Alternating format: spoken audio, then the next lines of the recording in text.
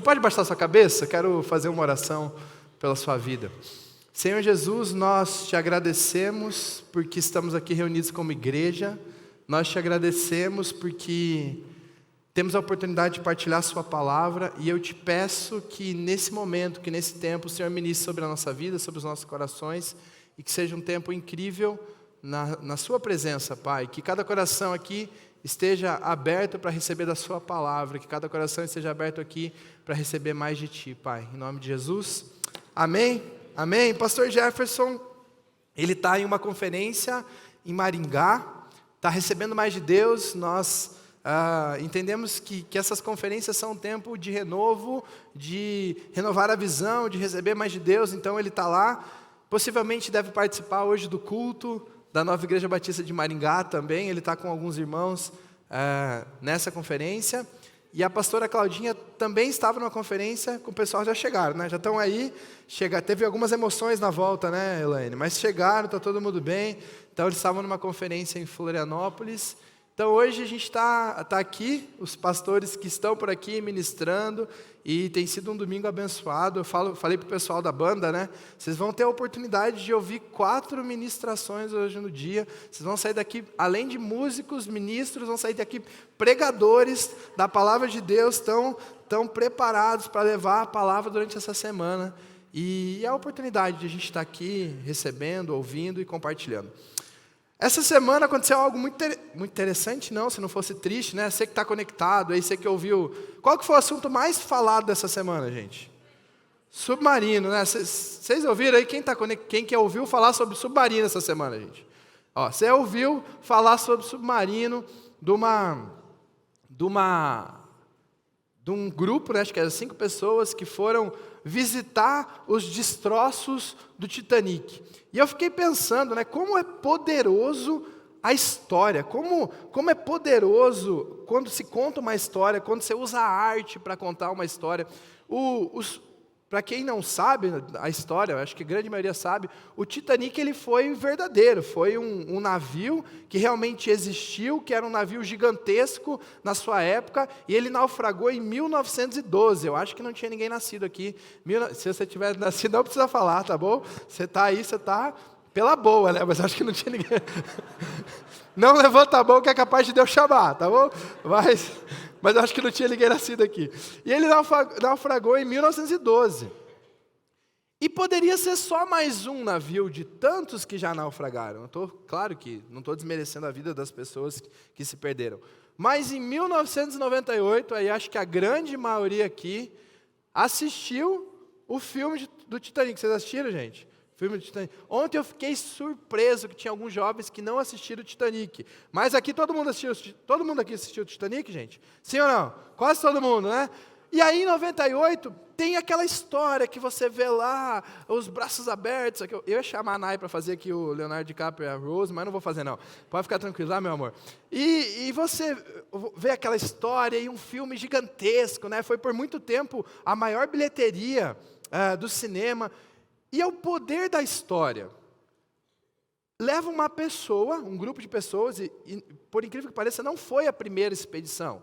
Foi, daquele grupo ali, daquela empresa, foi a terceira expedição que foram visitar 3.500 metros, eu acho, 3,5 km, para baixo do nível do mar, para conhecer os destroços, para conhecer, vamos dizer assim, a ferrugem, a história daquele barco. Como uma história bem contada, como uma boa história move a vida de pessoas. Você possivelmente deve lembrar a história do Titanic porque você foi impactado daquela superprodução e você chorou e você ficou pensando, caberia o Leonardo DiCaprio lá, o Jack naquela pedaço de madeira. Você deve ter pensado nisso. E aquilo ficou há muito tempo você pensando sobre isso. Isso é o poder da história. Algo que aconteceu há mais de 100 anos, que possivelmente quem presenciou isso já, um ou outro está vivo, raro, muito raro, mas chegou até você. Essa semana o filme Titanic voltou a ser assistido. Muita gente voltou a a ver o filme Titanic para entender por que esse pessoal, por que esses quatro, um era o dono do submarino lá, por que essas 4 pessoas pagaram, foi acho que R$1 milhão, né, 290 mil dólares, mais de R$1 milhão, para a pessoa descer lá ver o Titanic. Isso é o poder da história, isso é o poder que mexe no nosso coração. E aí isso me fez pensar como a história da palavra de Deus também ela é interessante, como ela tem o poder de chegar até nós. Muitas vezes a gente pega a nossa Bíblia, quem está com a sua Bíblia aí? Quem está com a sua Bíblia aí? Quem está com a sua Bíblia física? Tem alguém com Bíblia física? Ó, tem uma galera com Bíblia física. Quem está com a sua Bíblia de celular agora? Ó, a grande maioria, Bíblia no aplicativo aí. E quando você pega a sua Bíblia, gente, essa história passou de anos e anos e anos e anos até chegar até você. Quando a gente vai para a história de Cristo, são 2023 anos para que chegasse, só o Novo Testamento, para que chegasse até cada um de nós. Quando você pega lá no Antigo Testamento, alguns textos falam, conte essa história ao amanhecer, conte essa história no meio do dia, conte essa história ao anoitecer para os seus filhos, para que isso não se perca. Então essa história passou por muita gente, e ela tem poder.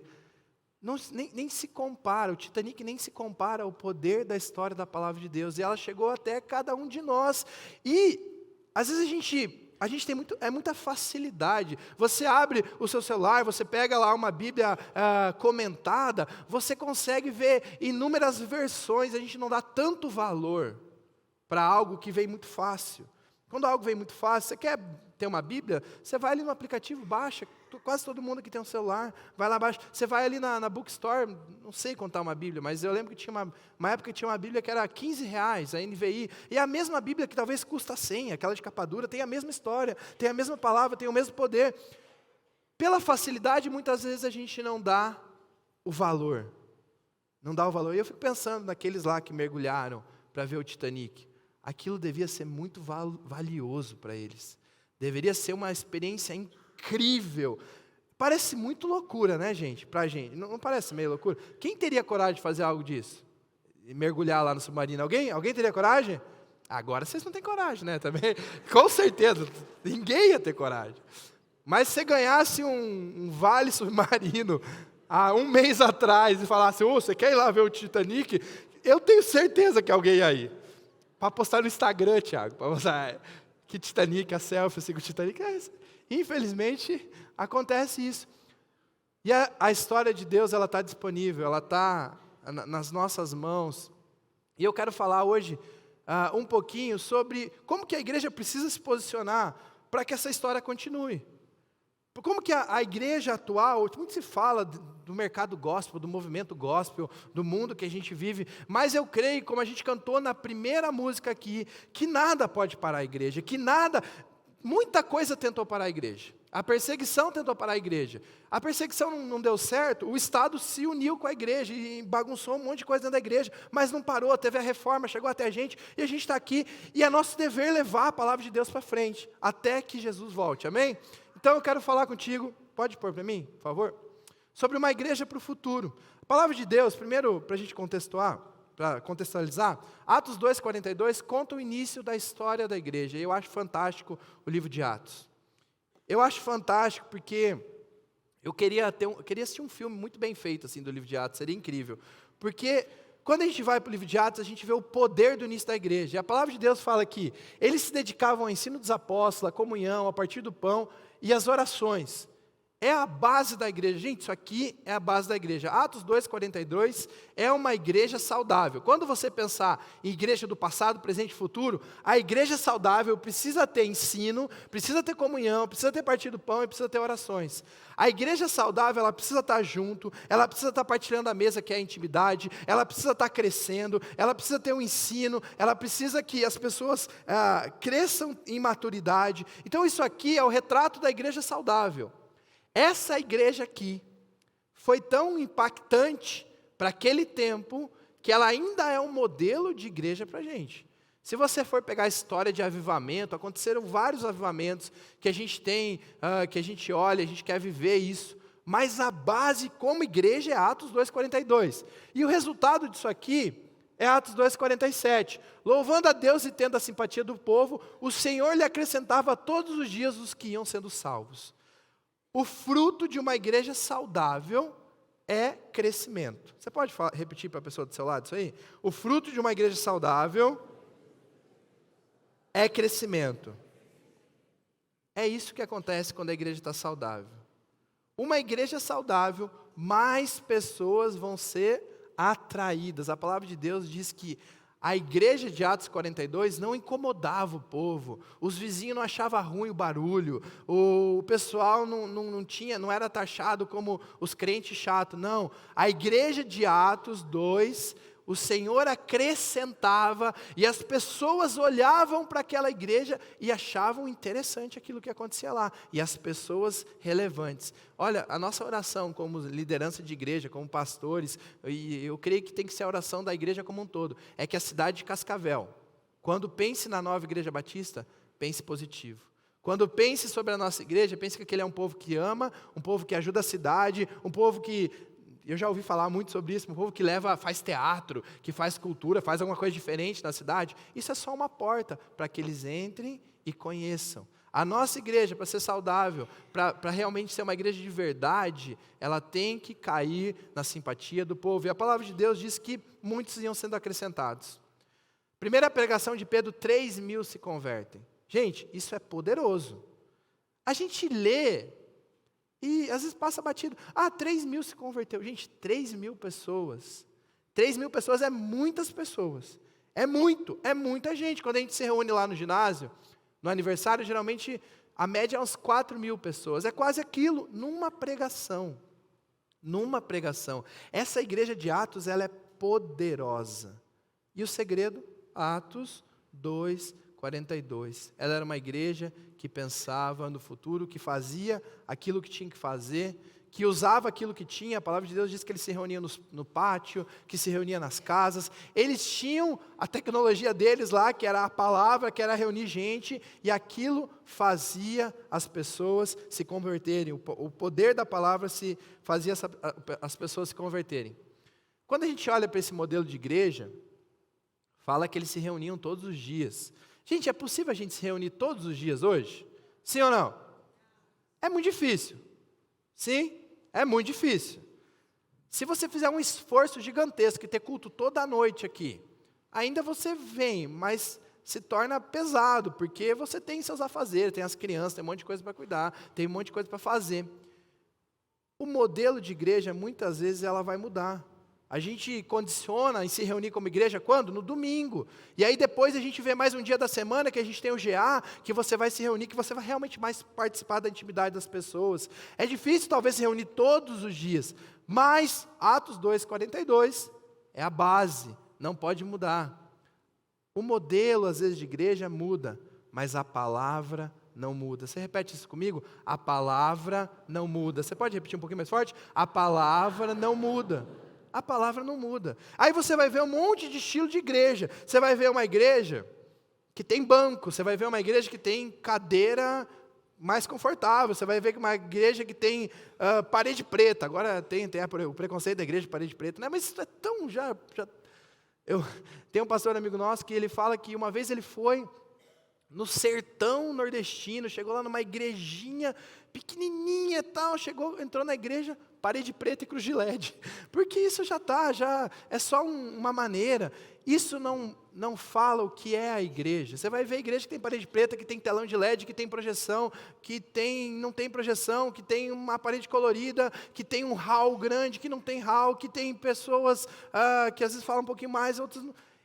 Isso são estilos de pessoas que se juntam, mas o que não pode mudar é a palavra. A palavra é o poder da igreja. Quando a gente pensa numa igreja de livro de Atos, uma igreja que caminhou pela história, a igreja atual e a igreja do futuro, a base precisa ser a palavra. Se a gente não tiver a palavra como base, a gente vai se perder. As igrejas se perdem, grandes igrejas, infelizmente a gente já viu muitas histórias de igrejas que estavam indo muito bem, e eu estou falando não só de igreja e instituição, estou falando das pessoas.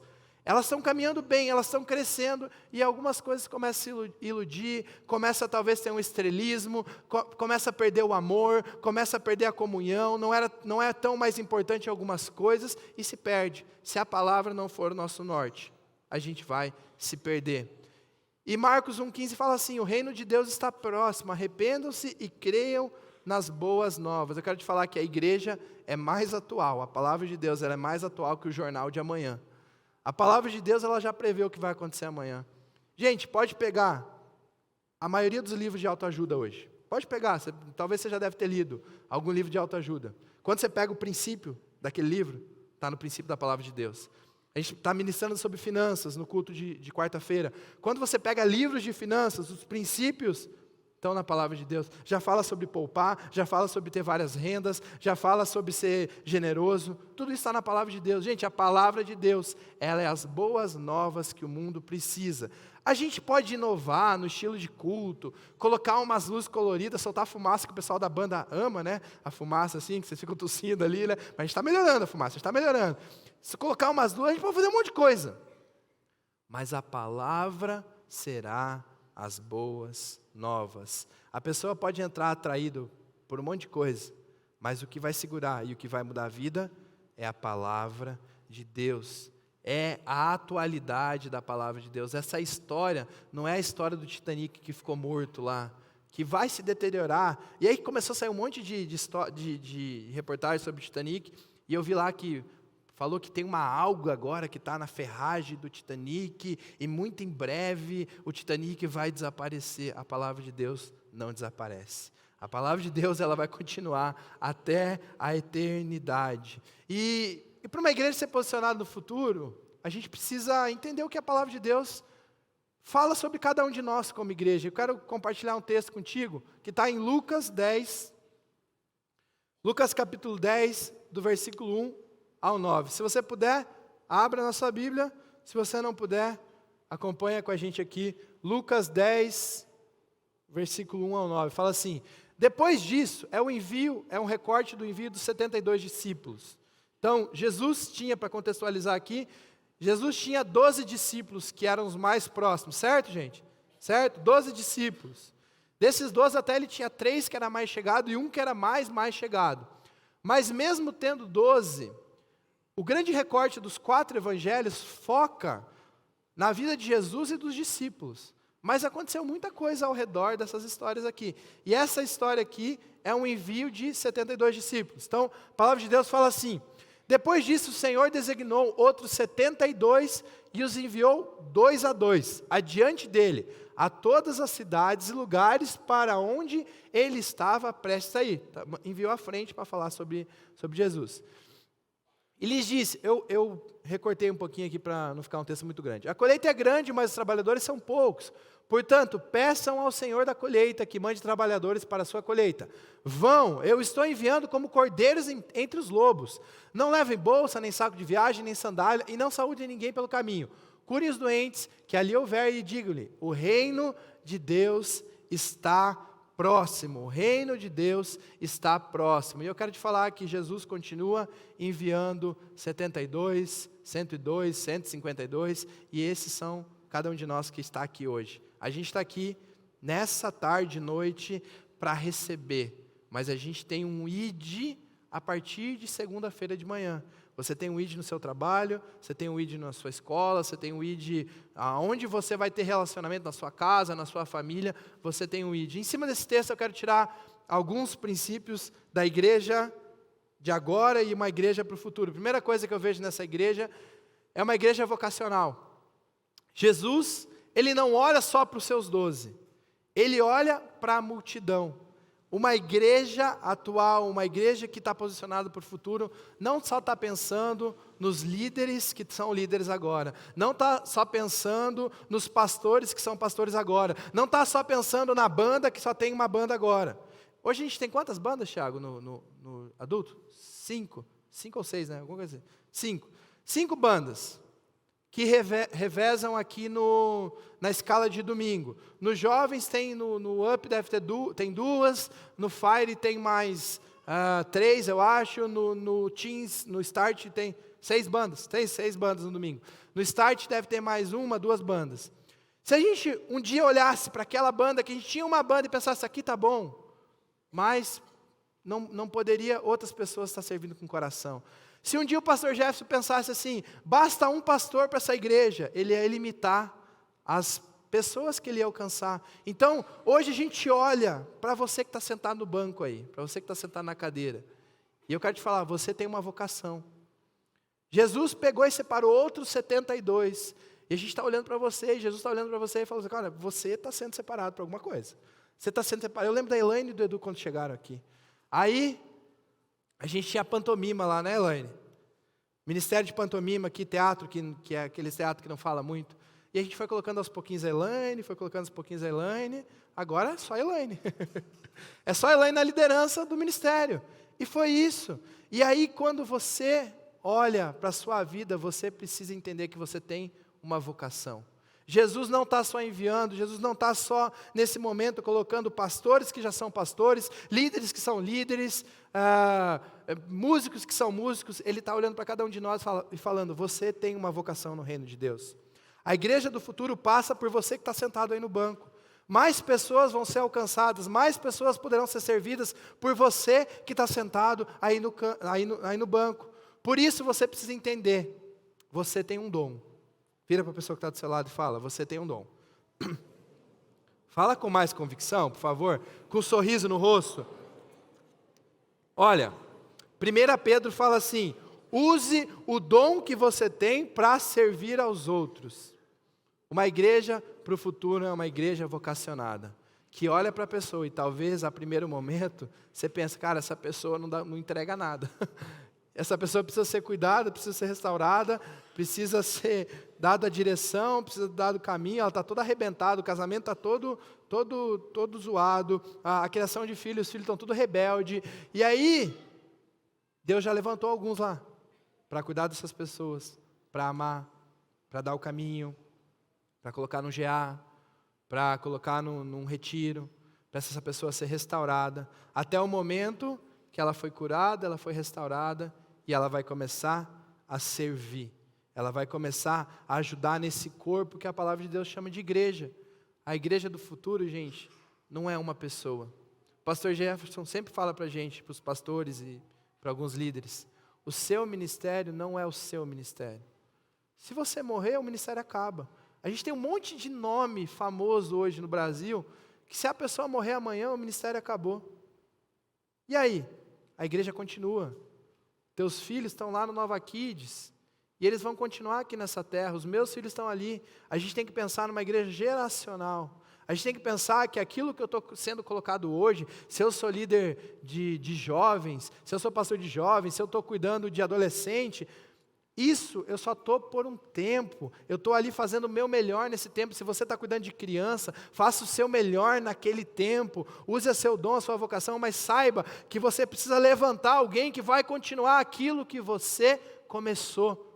Pastor Jefferson e pastora Cláudia, um dia não vão estar entre nós. Espero que demore esse dia. Espero que demore, espero que a gente tenha bastante tempo a presença deles. Mas vai chegar um tempo que essa igreja vai ser liderada por outra pessoa. Vai chegar um tempo que esse trabalho vai continuar se Jesus não voltar. E a gente tem que pensar nesse futuro. A gente tem que pensar nesse futuro agora. Cada um de nós. Aí esse papo, às vezes você está com 50 anos, aí você pensa assim, tem que pensar nos jovens. Deixa eu falar, você é jovem. Você é jovem, você tem muita lenha para queimar ainda. Amém? Só quem tem mais de 50 anos dá um amém agora. Amém? Ó, meu Deus. A galera calenha aí, hein? A galera calenha. Você tem uma vocação. Não esteja satisfeito em estar sentado na cadeira, em receber. Você tem algo para entregar. Daqui um dia a gente vai começar a falar de musical de Natal. Musical de Natal, que eu te falo um negócio. Se você respira e anda, você está apto a servir. Você está apto. Pastor, mas eu morro de vergonha, de medo. Vai para a luz negra. Levanta a florzinha na hora que tem que levantar, e abaixa na hora que tem que abaixar, e você fez aquilo para melhor, para Deus e para alguma pessoa que vai olhar aquela apresentação e falar, uou, que incrível isso aqui, essas pessoas fazem com excelência, e tem alguém ali que está sendo literalmente uma árvore, tem gente que é árvore, gente, e aí você está fazendo de coração, você tem uma vocação. Como que você acha aquilo que você faz bem? Testa. Você testa. Eu sei muito bem que eu não sei dar aula para criança. Eu não sei dar aula para criança. Eu não sei. Então, você tem que testar. Mas como que eu descobri isso? Fui para a salinha dar aula para criança. Acabou, né, também. Fiquei, acho que 6 meses só, e a pastora Claudinha falou assim, tá bom, Deus abençoe, vamos para o próximo ministério. As crianças começaram a... Você tem que testar. Vai para o berçário, vai ajudar, coloca seu nome nos ministérios. Quando sempre tem ministério aberto, entra lá no site da igreja, se inscreva, participe, busca aprender, busca novas coisas. Ministério da projeção, sempre o pessoal da projeção fala comigo, pede voluntário para a projeção. Gente, projeção, tinha um negócio lá, tem que ter aptidão com o computador. Agora eles falaram para mim assim, tem que ter vontade de aprender. Tem que ter vontade de aprender. As letrinhas que ficam passando aqui, o vídeo que entra, tem alguém que clica lá no botão. Você pode aprender, gente. Você pode aprender. Tem uma galera que nunca imaginou fazer aquilo que estava fazendo, mas teve um coração disposto. Jesus está enviando aqui 72, 100, 150 e falando, você tem algo para entregar. Talvez você não seja aquele da lista dos 12, mas você tem algo para entregar. Uma igreja do futuro é uma igreja colaborativa. Não é só sobre mim. Não é só sobre o meu ministério, eu falei um pouquinho disso. Não é sobre o holofote, sobre a minha vida. A palavra de Deus falou que Jesus enviou de 2 a 2.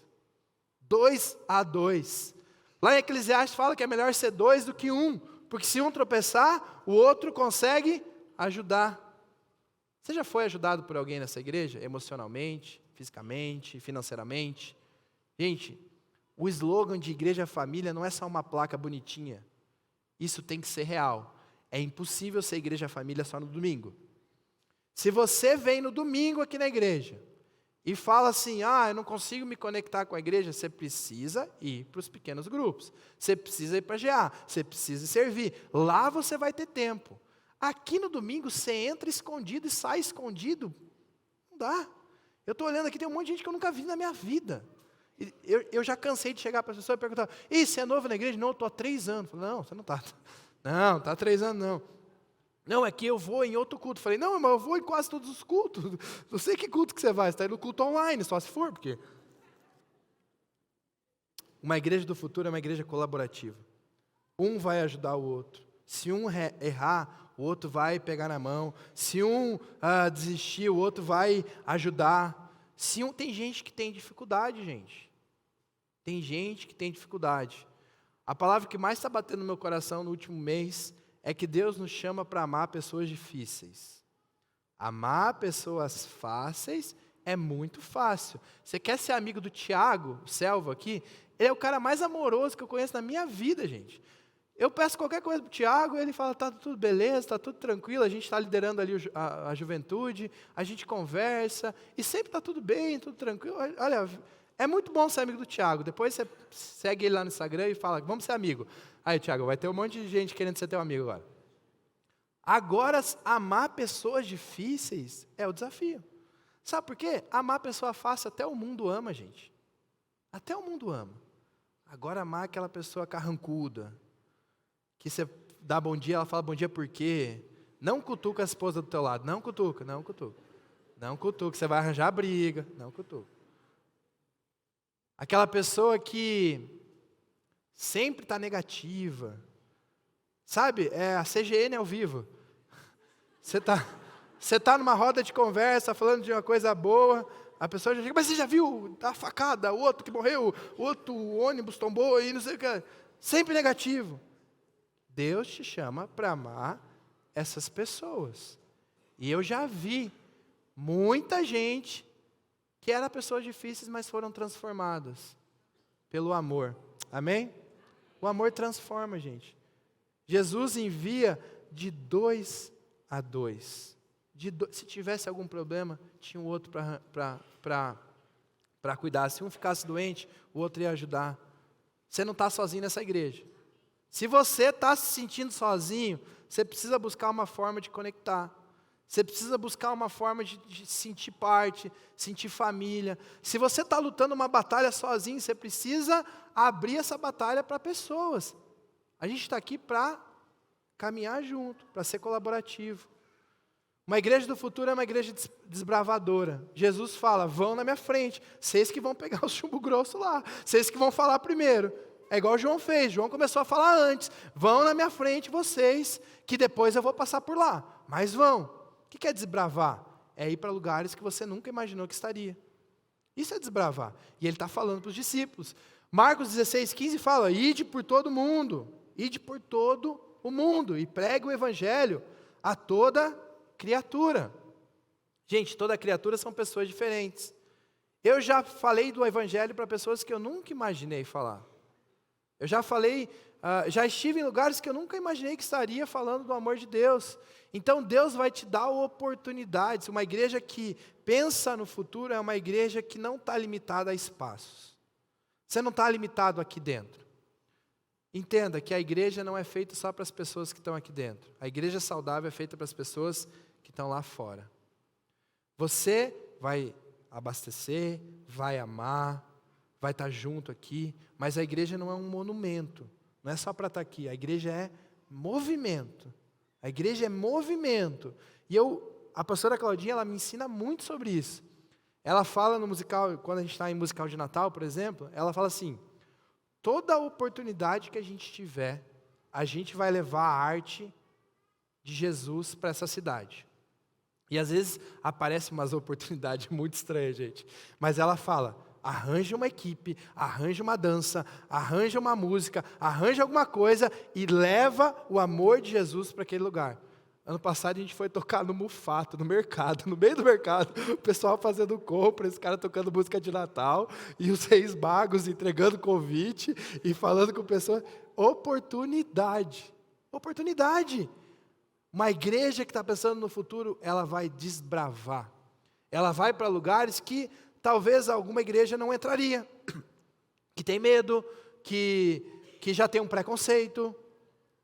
Ela vai encontrar, a gente sempre vai encontrar portas abertas, gente. A gente sempre vai encontrar. A gente tem trabalhos hoje, moradores de rua, com dependentes químicos, trabalho em hospitais, a capelania hoje está posicionada, abençoando tantas vidas. Gente, uma coisa é certa, esse mundo está sedento do amor de Jesus. Esse mundo está esperando esbarrar em alguém que está cheio do amor de Jesus para que seja derramado sobre pessoas que estão desesperadas. Há oportunidades. Sim, a gente ama estar aqui no meio, com a igreja cheia. O louvor, né, hoje está bonito, né, Tiagão? Tá um mover de Deus, quando a gente canta ali em seu nome, o inferno treme, e realmente é isso, mas o inferno precisa tremer lá fora também. O nosso campo missionário é lá fora, a gente precisa levar amor. A gente não foi chamado para julgar o mundo. A gente foi chamado para não ser do mundo, para não ser amigo do mundo, mas para amar o mundo. Para amar.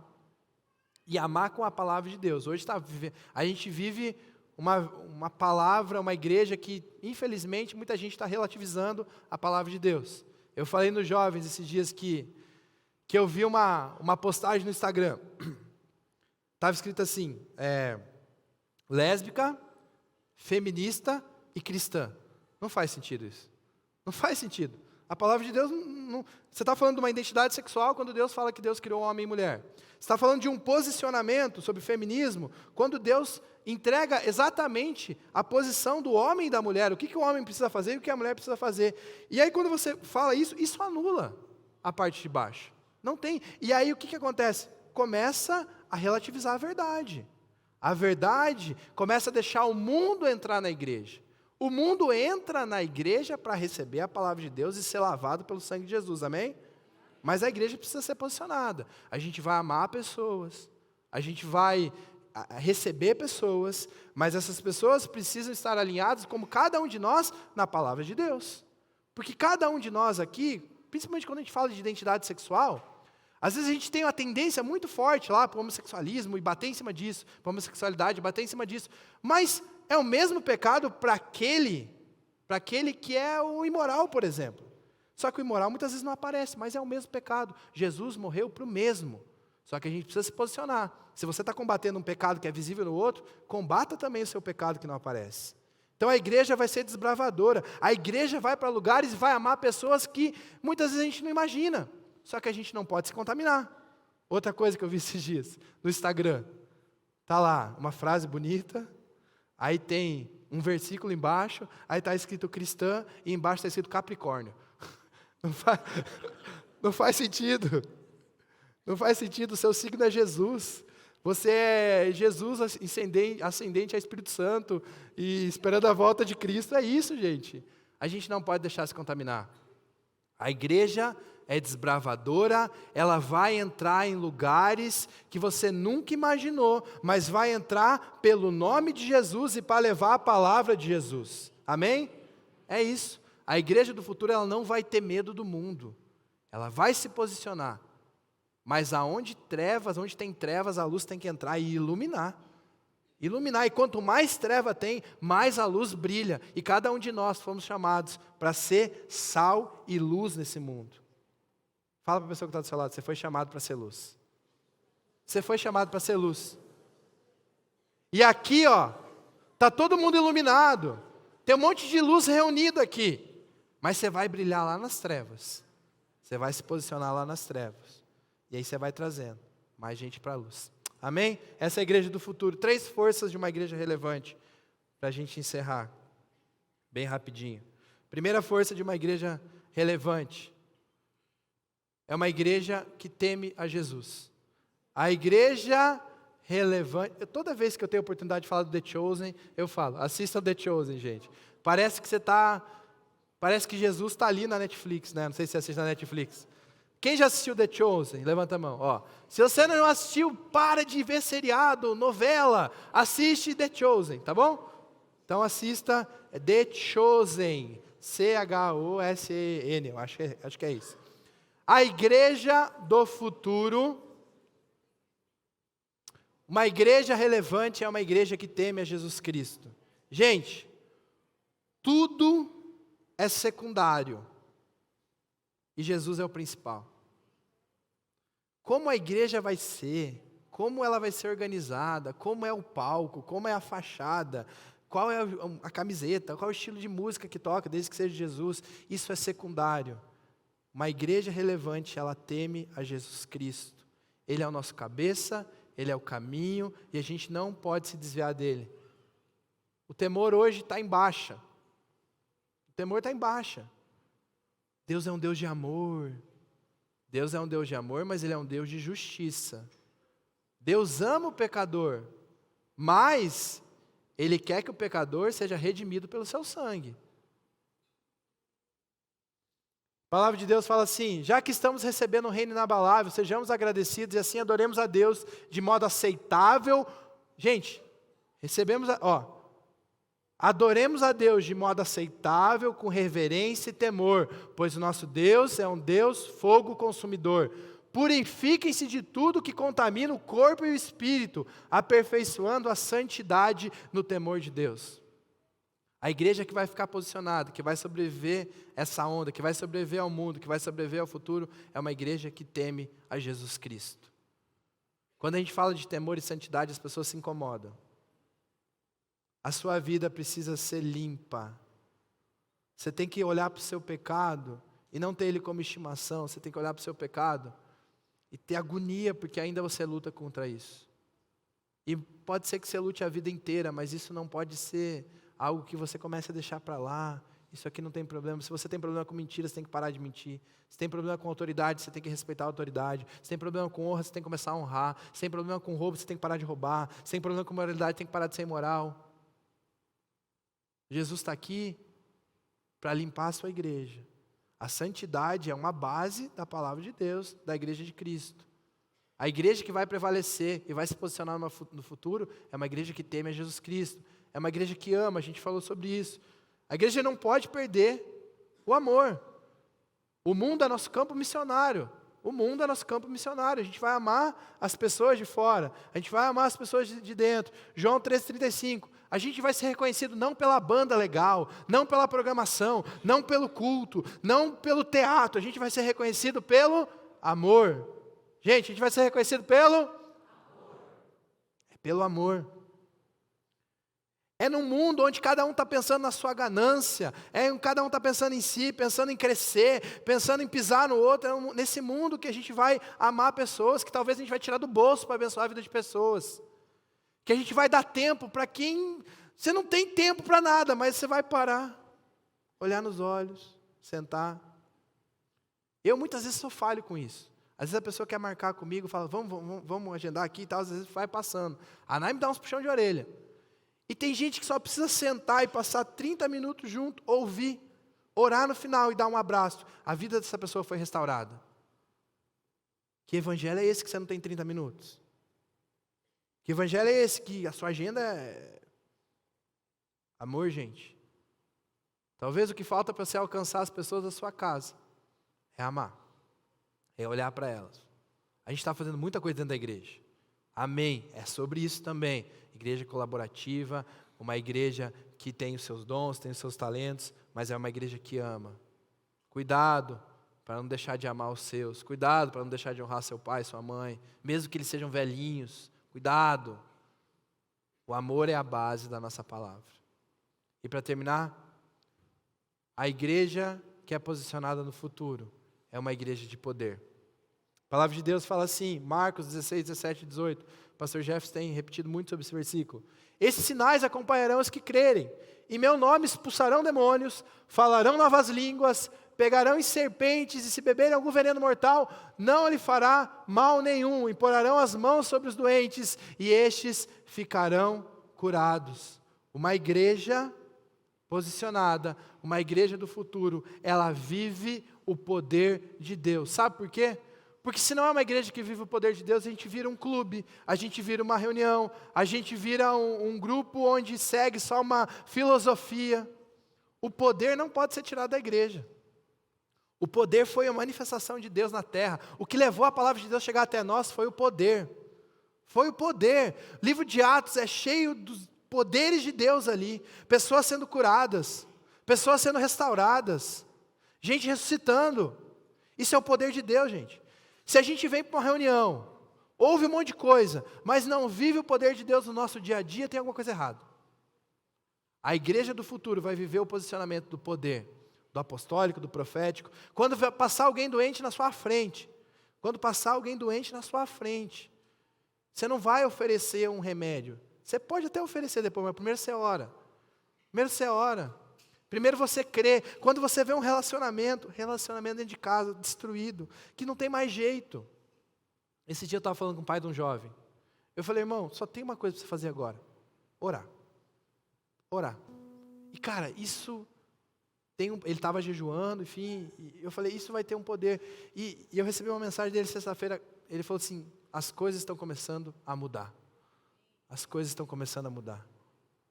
Gente, isso é poder de Deus. Quando a gente vem aqui e canta em seu nome, o inferno treme, não é porque a música é bonitinha, é porque realmente o inferno treme no nome de Jesus, amém?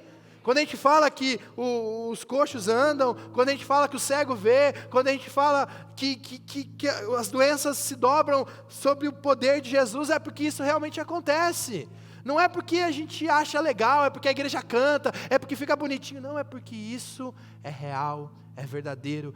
Quando você pega a palavra de Deus de capa a capa, o poder de Deus, se pudesse chacoalhar assim a palavra de Deus e cair alguma coisa, ia cair o amor primeiro, mas ia cair o poder também. Ia cair o poder.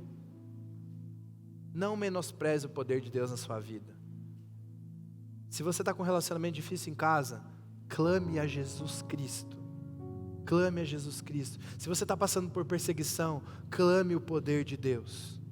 Se você está passando por um período de doença, clame o poder de Deus. Você não precisa de uma igreja para clamar a Deus, o poder de Deus. Claro que aqui no movimento, a palavra de Deus fala onde 2 ou 3 estiverem reunidos, a presença de Deus está lá. Sim, a palavra de Deus fala para ter uma posição de mão da liderança. Sim, tem tudo isso. Mas a palavra de Deus também condiciona e fala nesse texto que a gente leu, vão, curem. É para você, é para mim. Quando você é tocado pelo poder de Deus, isso muda a sua vida. Quando você vê Deus manifestando e agindo, isso muda a sua vida. Quando você vê uma pessoa sendo transformada, que não tem explicação, é só Jesus. Já ouviu a palavra? É só Jesus na causa. E olha que Jesus gosta dessas causas. Ele gosta porque, bem no fundinho, a gente era uma causa dessa também. Bem no fundo, muitas vezes a gente não tinha jeito. Ele transformou. Isso é poder de Deus. Chega na tua casa e começa a pensar o que Jesus já fez na sua vida. Isso é poder de Deus. Ande no poder de Deus. Tem gente que não quer experimentar o poder de Deus.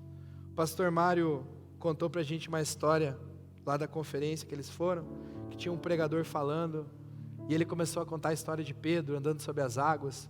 E ele começou a imaginar essa história, esse pregador, não sei o nome dele, e começou a conjecturar e começou a pensar. E ele falou que ficou imaginando o André, de dentro do barco, um dos discípulos. Gente, isso aqui não está na Bíblia, tá? É imaginação, é só uma ilustração. Pois, senão depois viram uma teologia em cima do... E ele falou que imaginou André, vendo Pedro andar sobre as águas.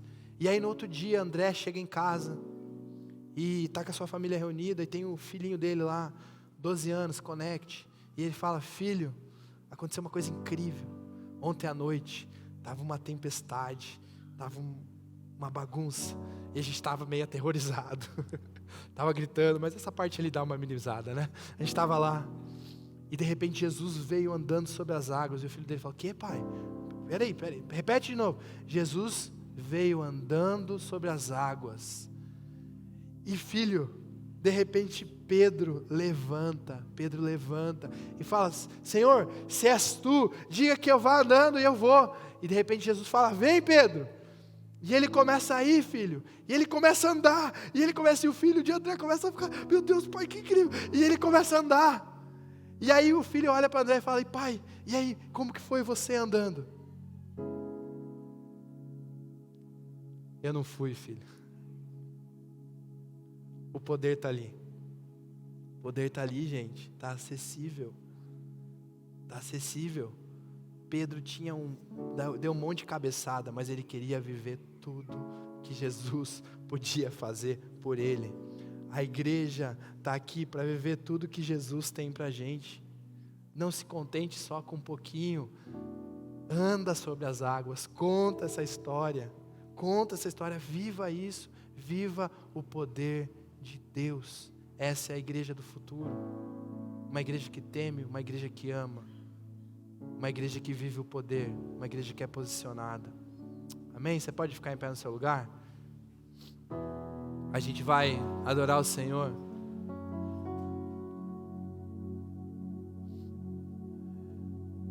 Jesus é o centro da igreja, desde o princípio até o fim. Ele é o centro, Ele é o centro. Não se desvie dele. A gente tem muita tendência a se desviar por coisas que a gente acha até que é bom, por inclinações. E infelizmente muitas vezes a gente está fazendo um monte de coisa para Deus, mas a gente não está fazendo coisa com Deus. Jesus ama a sua vida. Antes mesmo de você ouvir falar dele, Ele já te amava. Ele já era apaixonado por você. Ele já era apaixonado pela igreja. Ele morreu pela igreja. A igreja é para o futuro. Tem Jesus como único e verdadeiro. Foi isso que trouxe a palavra de Deus até a gente. Isso que vai levar até o fim. Você tem uma vocação.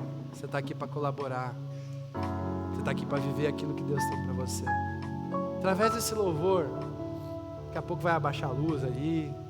Eu queria que você, se você pudesse, fechar seu olho e fazer desse louvor uma adoração a Jesus Cristo, de todo o seu coração. Talvez você chegou aqui por inúmeros motivos, mas o único e valioso motivo, e maior de todos, que deixa todos os outros como secundário, é Jesus. Você veio aqui para um culto, para cultuar ao Rei dos Reis e Senhor dos Senhores. Talvez faz tanto tempo que você não adora de verdade a Jesus. Você canta, você levanta a mão, fecha seu olho aqui. Não é sobre um movimento emocional. Não é sobre um movimento emocional. É sobre adorar Jesus Cristo. Adore com todo o seu coração. Tem esse tempinho, você e Deus.